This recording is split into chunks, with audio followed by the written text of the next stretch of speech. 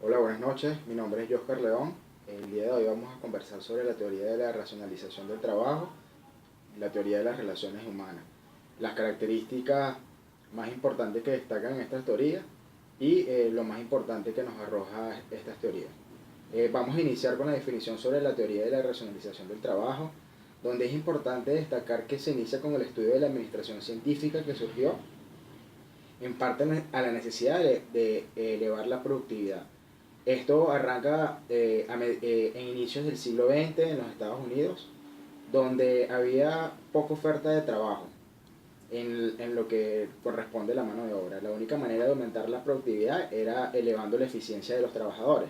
Así fue como ciertas personas como Frederick Taylor, Henry Grant y Frank y Lillian Gilbert inventaron los principios que conjuntan a forma la teoría de la administración científica, que es lo que se basa esta teoría.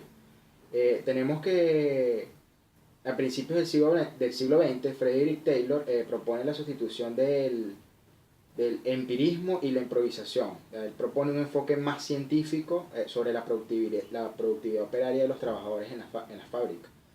Por esto él propuso seleccionar y entrenar adecuadamente a los operarios, ubicándolos según sus cualidades físicas en aquellas actividades en las que aseguran mejores resultados a través del estudio del tiempo y movimiento en el trabajo. Él estableció estándares de producción que debían ser alcanzados por los operarios.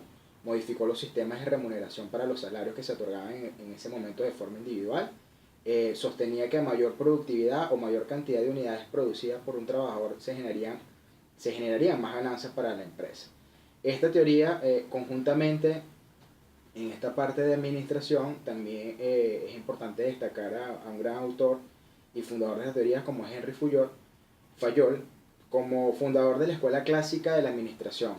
Podemos decir que en esta teoría tenemos estos dos grandes autores, donde él fue el primero en estudiar el comportamiento gerencial, sí, y también fue el primero en sistematizarlo, en crear un sistema.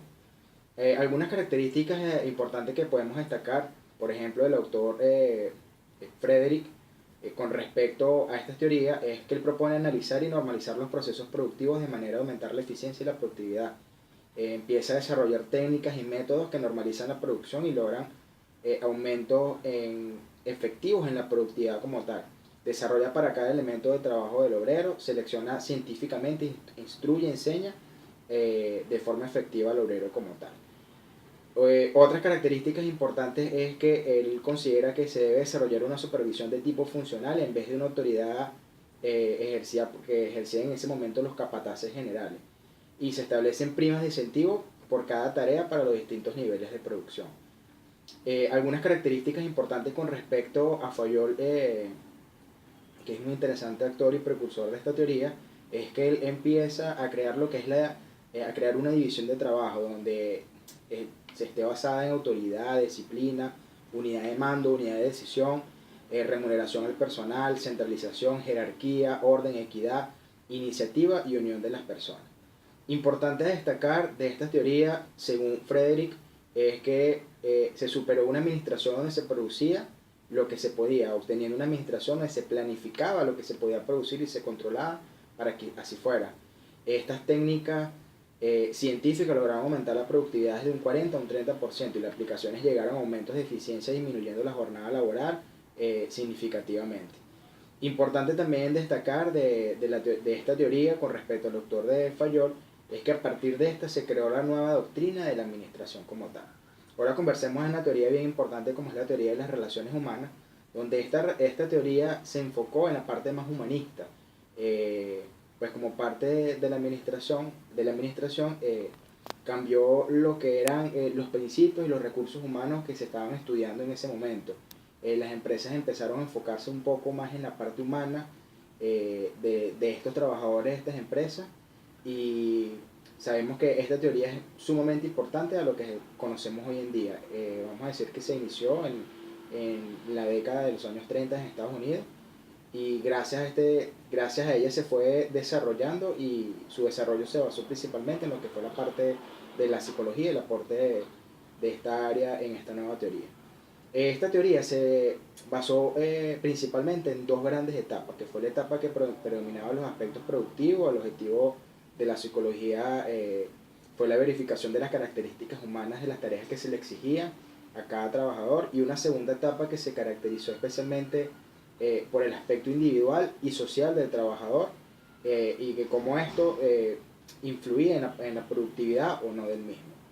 Una de las características más importantes que se destacan acá es el nivel de la producción, que era el resultado de la integración social. Importante también una característica: los trabajadores no actuaban solo por su interés individual, sino que también por lo que se subordinaban del grupo. Las personas actuaban en grupos sociales, y si existía una armonía y un buen ambiente dentro de la empresa, esto se podía reflejar en los niveles de producción, que es bien importante.